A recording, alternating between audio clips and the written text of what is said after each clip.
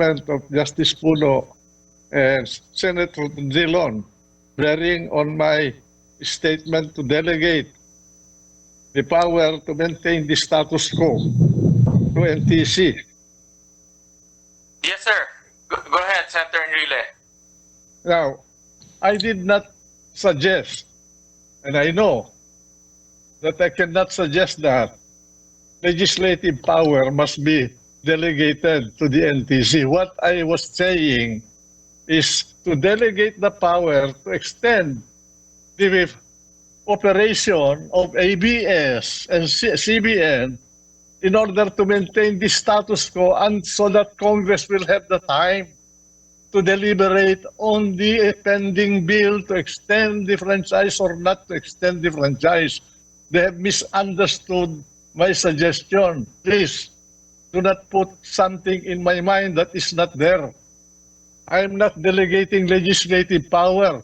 I'm just telling you that amend the powers of NTC so that in a situation like what we have, which is a situation of first impression, they can extend the status quo in order to protect the interest of the business organization and its employees until Congress can finally make a decision.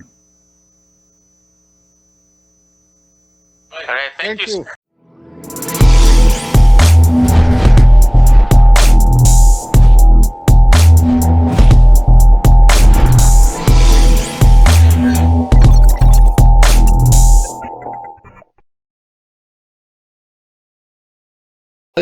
By the grantee. In the case of ABS-CBN, the law says your privilege to engage in the business of mass media broadcasting will end on May 4, 2020, period. It cannot go beyond that, and everything must stop. Congress must exercise the power of legislation either to terminate it really as it has been terminated by the law itself or extend it. No other power in our government has the right to extend it a minute or a second. The law must be obeyed, the Constitution must be enforced against anybody in this country. Thank you.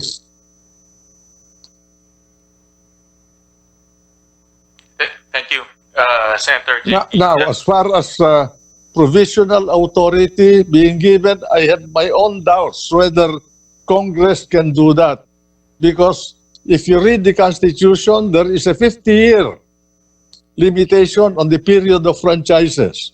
If you grant an extension, how are you going to treat that extension with respect to the period established by the Constitution with regard to the length of any franchise here? In fact, ABS-CBN has been the oldest broadcast medium in the country. It started with Alto Broadcasting Station, which was given to Tony Quirino during the time of President Quirino. Then it was taken over by the Lopezes. And the Lopezes had the Chronicle Broadcasting Network. That is why you have ABS-CBN. More than these things, these three stations have been more than 50 years. They've been extended now and then. Now it expired again, and it's being extended. It's up to Congress to extend it or not, and that is why we are in this very complex situation. And it is complicated by the fact that there is a pending case in the Supreme Court, which I think must be considered by Congress in acting on this, because although we have the principle of separation of powers between the three departments of government, the Constitution also requires that they must be coordinated so that they will not clash. And I think it's a matter of respect for the Supreme Court, for Congress to recognize that there's a pending case which must be decided first, because if the Supreme Court will decide the case before it adversely to ABS-CBN, what will happen to the legislative action of Congress granting a new franchise to ABS-CBN? Thank you. Thank you. Thank you, Senator Juan Ponce Enrile. Senator, you mentioned earlier that you have doubts on this provisional franchise. Can you elaborate further on those doubts? There must be a certain degree of permanence of any legislative action. It cannot be ad hoc. You are not a delegated power like NTC that you can exercise quasi-judicial power or quasi-legislative power through rule-making power that Congress delegates to you. Congress must enact a law, and that law must be complete in every respect. Well, if Congress can grant a temporary franchise, what is the impelling or compelling reason for Congress not to grant a permanent franchise with a reasonable period of 25 years?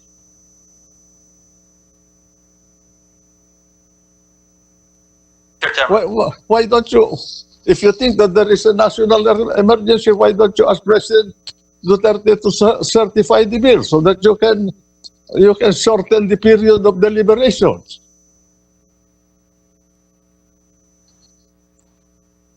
Mr. Chairman, for former Senate President Enrile, it is your opinion, sir, that a provisional franchise may not be compliant with the provision of the Constitution on Congress having the power to grant legislative franchise.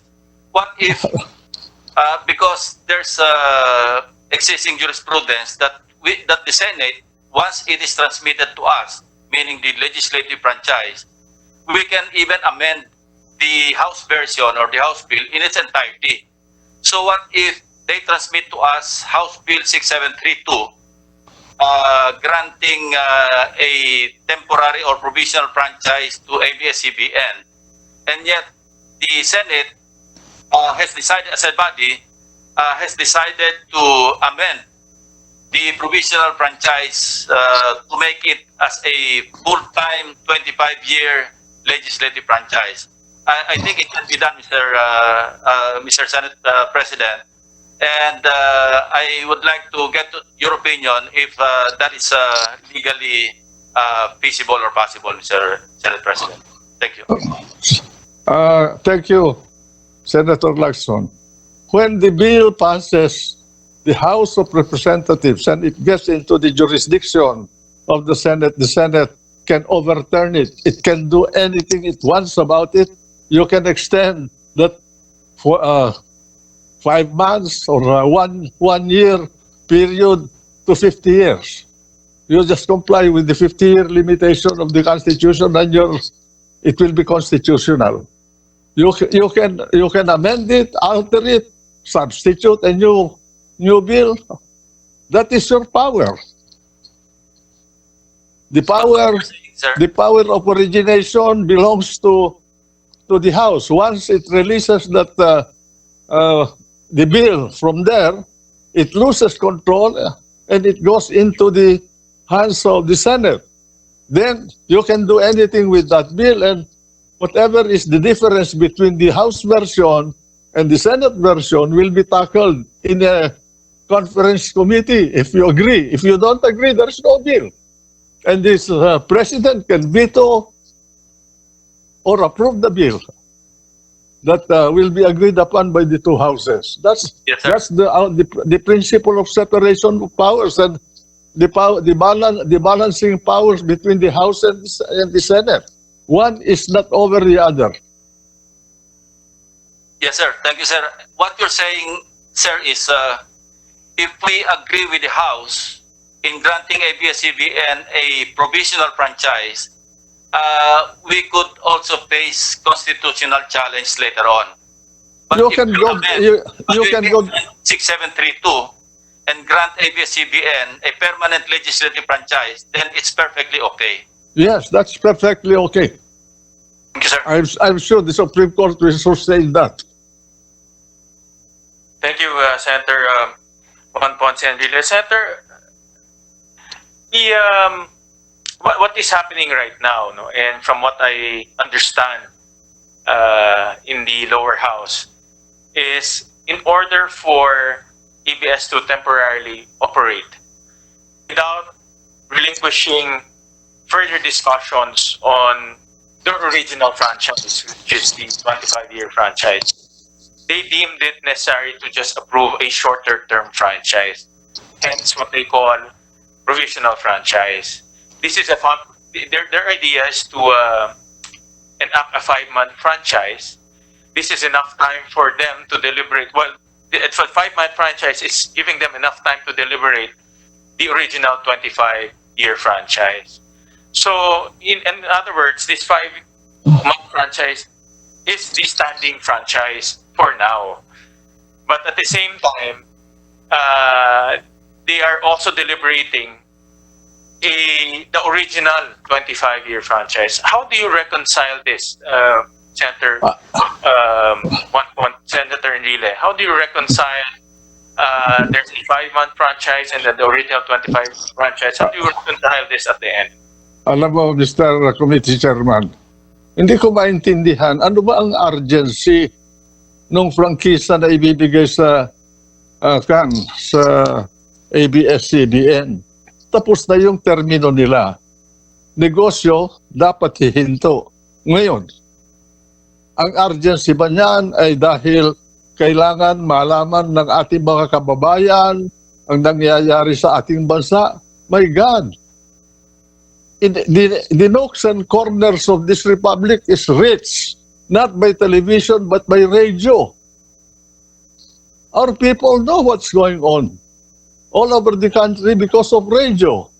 More than ABS, CBN, and GMA7, or PDP, or the government station, or all the other TV stations. So the question of communication and information is not an issue. The issue here is we must comply with the Constitution. We must comply with the laws. We must follow the rule of law in the country so that huwag naman parang linalaro yung saligang batas natin. Otherwise, we will become a banana republic. What is the urgency? Why can you not give a permanent franchise to ABS-CBN right away? Conduct a day and night hearing for their to hear their sides and to know the sides of other people, instead of playing with the Constitution, granting temporary franchise. Otherwise, there will be no end to the emasculation of the Constitution. Thank you, Salamat Senator po. Enrile. Let me recognize, I can see